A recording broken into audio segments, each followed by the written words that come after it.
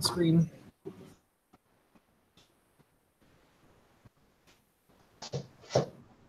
Testing, 1, 2, 3. Let me get myself straight. Good. All right. Everybody, welcome back to episode 61 of the Peace and Liberty podcast. I'm joined by Peter Churchman. He's a libertarian for the 17th District of Texas. He's a truck driver, blue-collar kind of guy. He's got 2 kids. Thank you so much for coming on, Peter. Thanks for having me. I appreciate being on. So I guess tell us a little about yourself. Well, last summer, we had a Republican takeover of the White House and Congress, and I naively thought they would do something about government spending, and I was totally wrong. They went completely the opposite way and expanded government more than it had ever been, which I guess they do every year. And I just got fed up with it. So I decided rather than sitting on my couch and shaking my fist in anger, I would run for office. And here I am. Well, that's a pretty brave decision to do. I mean, what made you want to do that? Because you said you don't really have any political experience. Well, I follow politics, as most in our party do. And I do have the problem of, I don't really want to be a congressman. That sounds like a horrible occupation. But at this point, we have to do something, even if it's wrong, because we're going to lose our country due to our fiscal woes sooner rather than later. I think the problem is much more grave than everybody generally thinks about it. And it seems like people don't really talk about the harm that the inflation is caused by printing money with no end. And I think a large part of the cryptocurrency market is a free market response to the devaluation of the dollar. I think that is why it has caught fire really just in the last year and started to gain some actual value. Yeah, I totally agree. I'm in cryptocurrency myself. I've been involved since like January 2017. I agree. It's free market money. It's I guess lately Bitcoin hasn't been doing that well, but I think in general, it's more about cryptocurrency. It's more about free market money, like having a system where people can buy and trade with each other and not have a third party. So I definitely agree. But man, how... I would like to point out, if you bought Bitcoin 10 years ago, it's doing extremely well. Oh man, you're like in retirement stage now. So when you look at it from where it was 6 months ago, it's been up and it's been down, but over a long period, it's a spectacular investment. I don't know what else could compare to it. I totally agree. It went from nothing to infinity of nothing. So. And of course, there's that one story where some guy spent like 10,000 Bitcoins and bought 2 pizzas. And I think at that pizza restaurant, they have the plaque on the wall, but it's funny. But anyways, I guess tell us a little about the politics of Texas, because I think in general, Texas is thought of, more forgiving of conservative views or libertarian views or whatever. So what's the political life like in Texas? Well, I live in Travis County, which is where Austin is. It is the highest libertarian voting county in the country, percentage-wise. Wow. We still don't win elections in Travis County, but it's a good start. In Texas, it's a red state. There are the bastions of blue in the big cities, Austin, Houston, Dallas, and San Antonio, but the bulk of the state is diehard conservative. And I don't think the Republican Party they're maybe socially conservative. I don't really understand what that means. I think that means the government should leave you alone. But they're certainly not fiscally conservative. We get 1/3 of our budget from the federal government, and our federal government, as everybody knows, just keeps spending like there is no end in sight. So the Republican Party is going to win in Texas for the foreseeable future. And it baffled me. Governor Abbott the other day advocated for gun control, which you would think, being such a red state, would not go over well. But right. He hasn't got any pushback on that. I spoke at a rally a couple weeks ago with some activists, and they weren't happy there. Mark Tippett, our libertarian candidate for governor, was also there. And while we got a warm reception, I'm not sure that those people are ready yet to vote for the Libertarian Party. Perhaps if the Republican Party tramples on their rights a little bit more, then they will make the switch. I don't know where their breaking point is. What are taxes like in Texas right now, where you live? Texas loves taxes. We don't have a state income tax. That doesn't mean we're not taxed. Our property taxes are going through the roof right now. It used to be the state would pay close to half of the school cost. It's down to 38%. Therefore, property taxes have filled the gap. Whether you believe in government schools or not, we still have to pay the tax, and they are just growing incrementally high. Also, we have a driver surcharge program now, where if you get a ticket, you pay the fine, and then you have to pay an additional surcharge to the state. So you get fined twice. It is a bit of double jeopardy.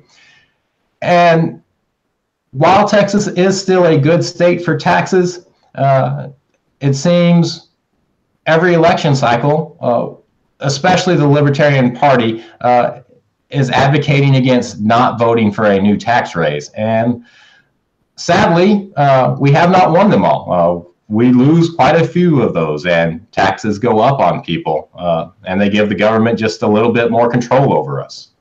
Yeah, it's a huge shame. Well, what has your success been like campaigning so far? Because give us a little background. When did you start campaigning? When did you get involved in the political process? I started last summer. I started in earnest in November.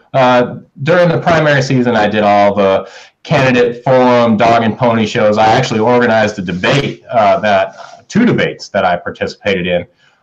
Lately, my focus has been on writing my weekly column. Right now, in Leon County, which is a tiny county, I have a weekly column in 2 newspapers. And in some of the other counties in my district, I have talked with the news media there, and I'm working on continuing to get that out. When you run third party, you're generally not well financed. There are very few exceptions. I am not one of those exceptions. I do accept donations at churchmanfortexas.com, but only up to $100 because I think money is a problem in politics. So most of my campaign is financed by myself, and I'm just a truck driver. I'm not a wealthy man.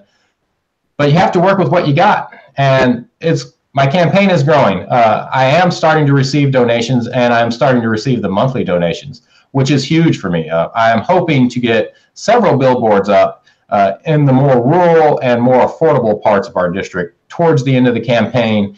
And I have found that going to gun shows is a wonderful outlet where you get to meet hundreds of people who like guns and talk to them about gun regulation. And I'm big with the Fully Informed Juries Association, and I talk to them about that. So I think the Republican Party is pressured a lot to cave into some kind of gun control, if any at all. They're always pressured toward that direction to cave in on their supposed principles.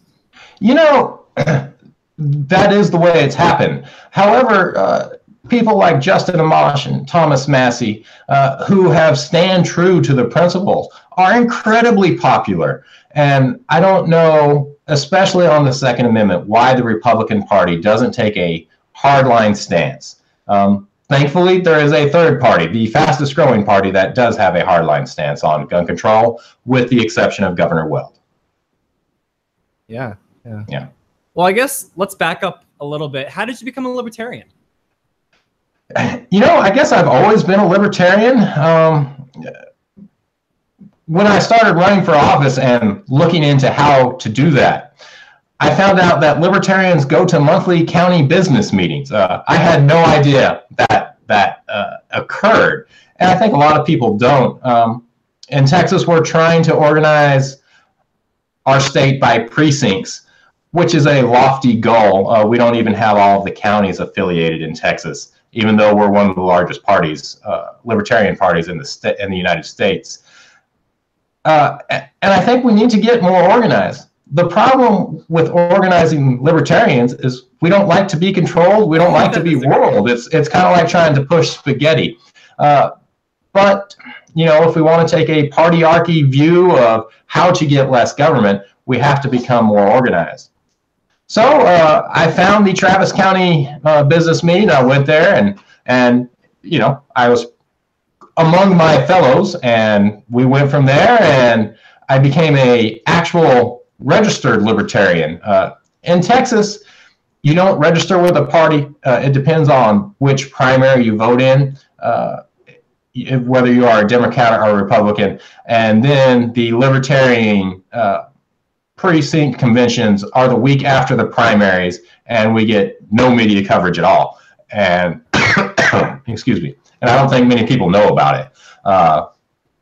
I think that's always been the goal of the media, is just to kind of block us out, just make it look like we don't even exist, whether it's libertarianism or Austrian economics. I was talking with a friend yesterday about Austrian economics, and I don't know if I'm sure you're aware of what Austrian economics is, but for example, like Murray Rothbard, when he was going to college in the 40s and 50s, you came out with a graduate degree not even having heard of Austrian economics. It's the same thing with libertarianism, that they would just rather people not talk about us, because once people do start looking into it, it becomes really, really addictive to, keep learning and finding out new things. So when I found out about like Murray Rothbard and people like that, like I was just done. Like there were no more arguments left.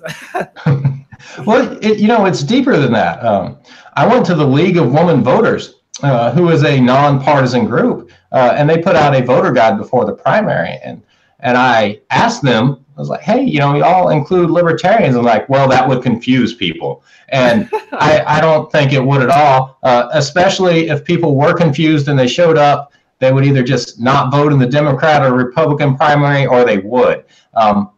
But by not listening in the League of Women Voters Guide, which is hugely popular and a lot of people look to it, we don't get the support that we need now, the grassroots support from far and wide in the district. They generally do include us in the one that comes out before November, but gathering support a few weeks before the election, while that's wonderful and I welcome it, we need more to advance.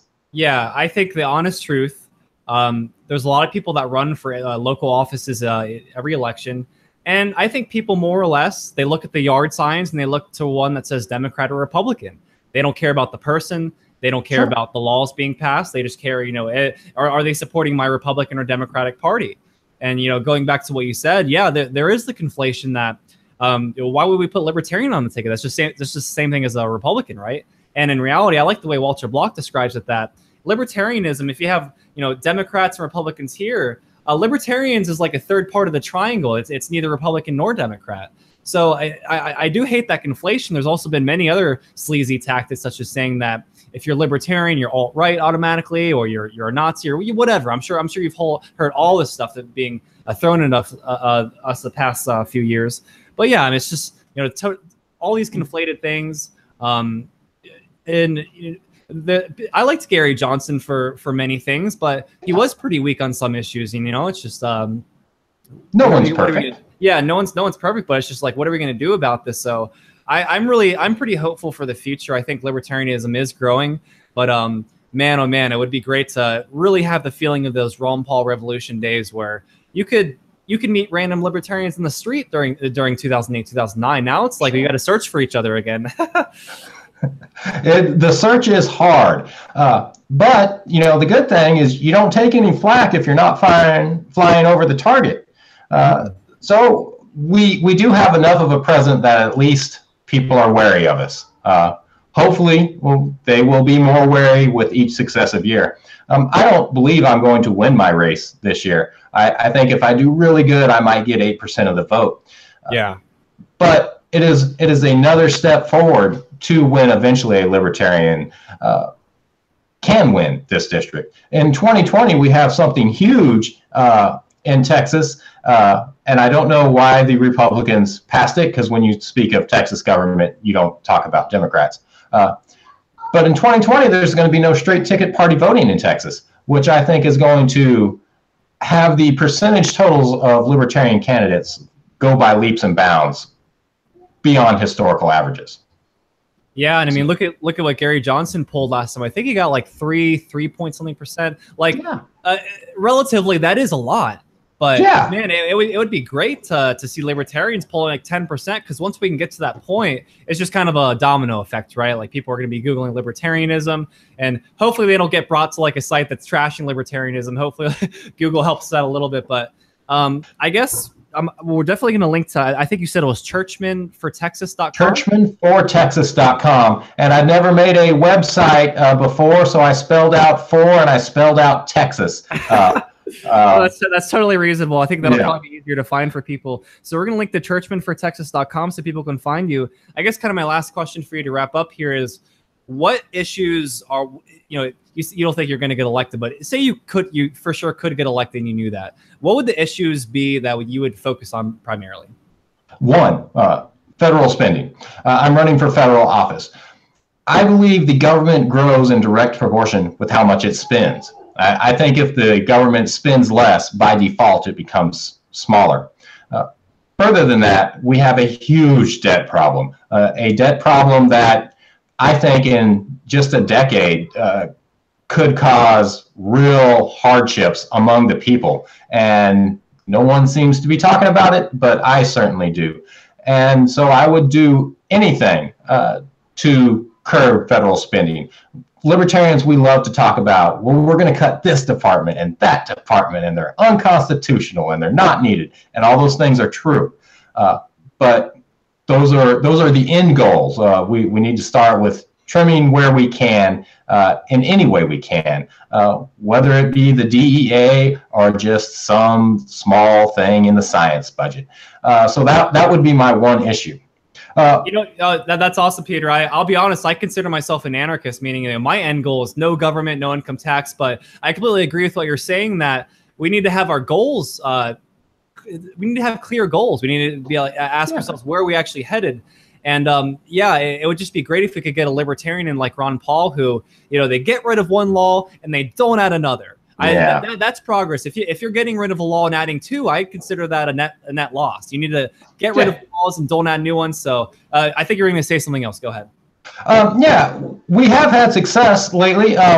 They have all been Republicans that have joined the Libertarian Party, as I'm sure you know. But Laura Ebke, Caleb Dwyer, and Brandon Finney in New Hampshire and Kansas are running for re-election, and I encourage everybody to go to their websites. I don't know them off the top of my head, and donate them. Those, if they can win re-election with an L by their name, that is going to be huge for the party as a whole.